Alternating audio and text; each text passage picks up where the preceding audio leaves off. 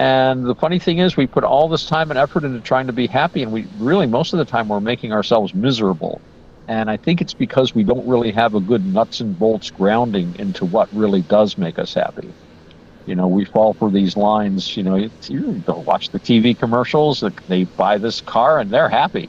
You see the guy driving down a road with no traffic, and he's in a nice, newly cleaned car, and he's driving along, and there's nothing on there about all the payments for the car, and all the repair bills, and the traffic, and stuff like that, or the fact that then there might be a dozen other things wrong with his life that he probably should have addressed before buying the car, but he just has this idea that the car will fix everything. So that gets into intention too. If you've got a warped or an unskillful intention, if your intentions are being shaped by your fear or your hatred or your delusion or your desires, well, that's not going to have a good outcome for the most part, I don't think. When you were talking just now, there was something that really stuck out to me, and I don't know if it relates, but yeah, it's something that I thought was really cool. I watch a lot of different videos on these topics when it comes to Buddhism and Hinduism, and it has to do with the caves. Okay, when they go into the caves and they start carving out the temples within them. Yeah. I found out that there's actually quite a few of them, Buddhist temples included, that when they went in to carve them out, usually what happens when they carve these caves out, or whenever they do any kind of carving of stone, there's always fallout. There's always leftover stone, and archaeologists can usually go and find out where the dump sites are in a close area proximity. Right. Well, there's some of these caves that were chiseled out that had so much stone that would have been left over that there's no way that you couldn't find the gravel site where they took it to. And to this day, they don't know what they did with all of that. Huh. That they had literally, in my opinion, they had used every bit of what they had to the smallest amount. You know what I mean? So that's the way I'm seeing it. Like, but there's these temples where they actually made sure that they used as much as possible. Right. Instead of letting it go to waste. And that's kind of the way I'm seeing it, but it really is something that really stuck out to me when you were talking right there, Yeah, that's some of those cave temples are amazing. I've never been there, but I've seen pictures and plans and stuff. Yeah, I think that when people did things back then, it was not like the way we do things. And people would take their time and they would think very carefully about doing stuff. And yeah, I don't think they would waste anything, especially since back then, you didn't have power equipment. So it wasn't immediately the idea was, get a bulldozer. It was like, what can we do with this? Sort of thing. And I'm reminded when I saw this television show that Alan Watts did back in the 1950s. He did these short-lived television series where he talked about spiritual topics and stuff. And he had a piece of hand embroidery, and that had been done in a traditional culture, might have been Japan. And he said, he's showing the front of it. And he says, "Now look at this. This is something you won't see today." And he turns it around, and the back is done as perfectly as the front. And he says, "You will not see that done today because people simply don't take the time to make the back as good as the front." I mean, if you've seen any piece of sewing work like that, the back is usually, that's where there's all kinds of, gobbledygook and things and threads crossing around. Basically, no one's going to see it, so you don't worry about that. You just make the front look good. And you have some very beautiful pieces that way. But so people had a different feeling for time, a different attitude about it. and they were just there doing the job. So yeah, you've got all that stone. They don't just instantly necessarily dump it or move it away. It wasn't easy for them, and why would they waste it? But another thing though that does occur to me about that is these temples were excavated a very long time ago. So to be fair, there has been a lot of time for that rock to be moved and used for other things. But yeah, I think there would be a minimum amount of waste compared to us. There's also the thought, I think we don't know what these places looked like before they started carving. So I also wonder if some of them are like started off as natural caves. So maybe they had less to remove than we think. And then there's the thought, maybe some of these natural caves, there might be a secret door somewhere. And maybe the caves continue down under the mountains until they come to Agartha or even Shambhala. Yeah. That would be awesome.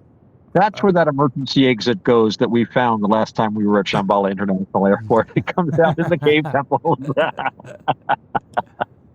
Well, I know that when I check out like the videos that I've been watching, it really does amaze me how much that they have like didn't let any of the stone go to waste. You know what I mean? And I mean I've even checked out like Petra and seen how they did Petra.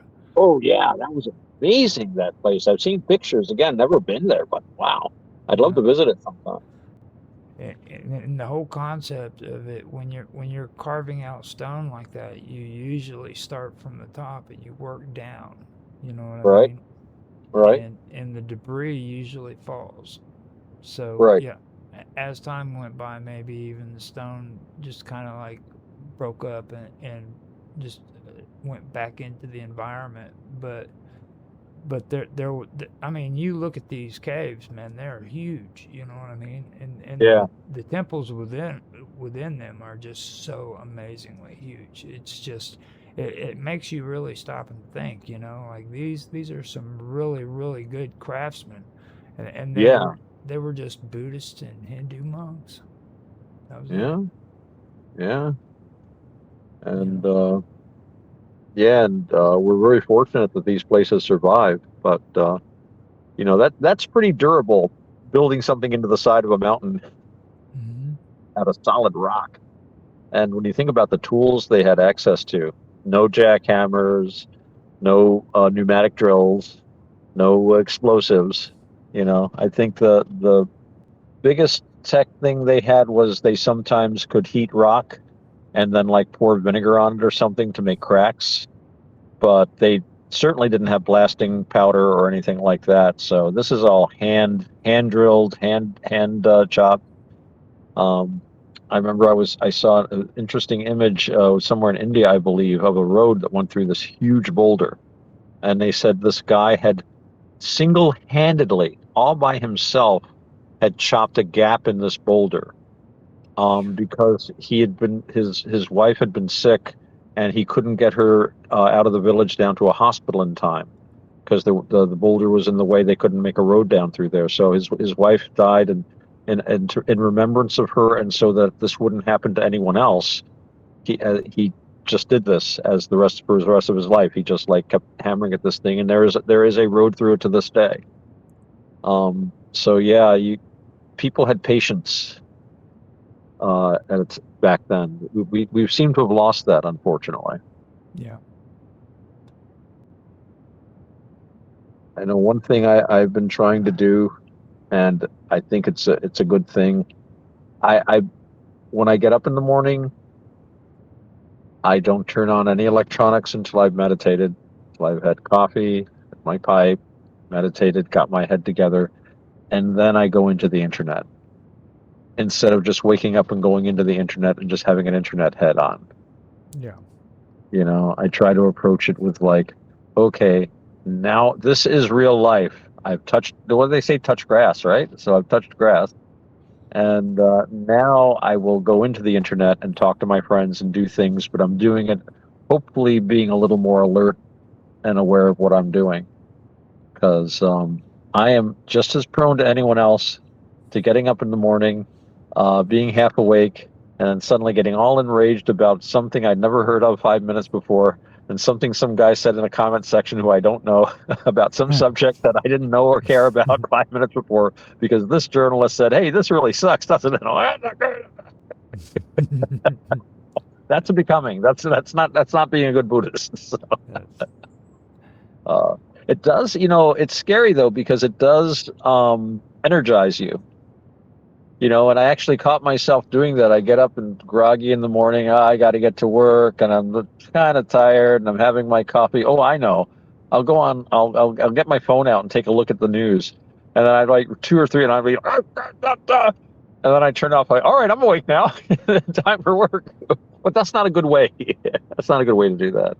No, it's not. I found out real quick though. I don't need the internet. I've got my brother. That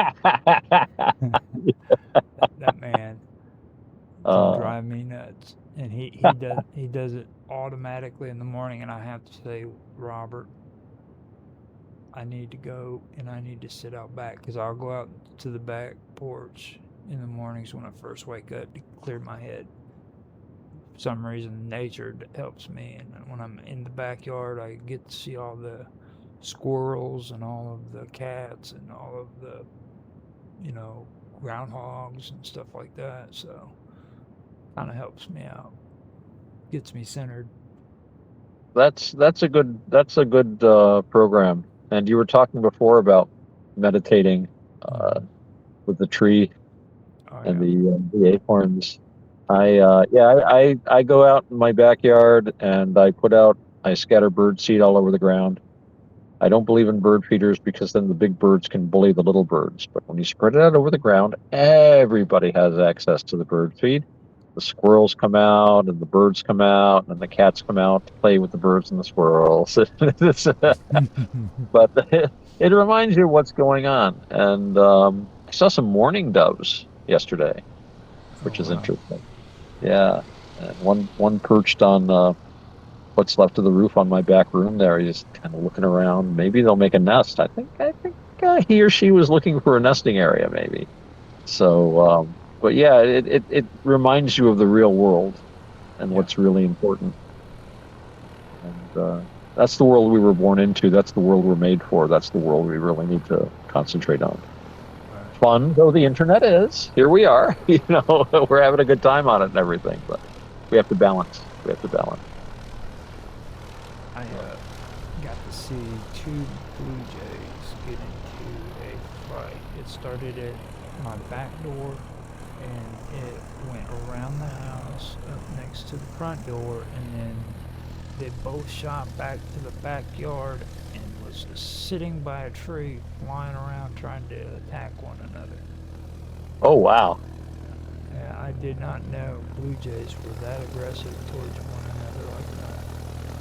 Well, it's springtime, and they're staking out territories. That's in Buddhism we would say that's a Dhamma lesson. You're sitting back there and you're seeing all the Dhamma explained to you. That's exactly, because there you go. They both are craving, right, to have that territory. They're clinging to the idea, and so that desire is driving them to violence. They're just, it's the struggle. They're hungry. They want this. They're trying to feed on things. They're trying to fight off predators. They're trying to be predators sometimes. I was at a friend of mine's house once, and we were standing, and he has a big backyard, all very clear, and it's surrounded by trees. And he said, "Hey, look, those birds are fighting." And it was 2 cardinals. And they were like fighting and tussling, and then finally one flew off into the trees, and the other one chased it, fought with him some more there. Then he came back right to the center of the yard and perched on this little bird feeder he had in the middle of the yard. He just sit there and he just looked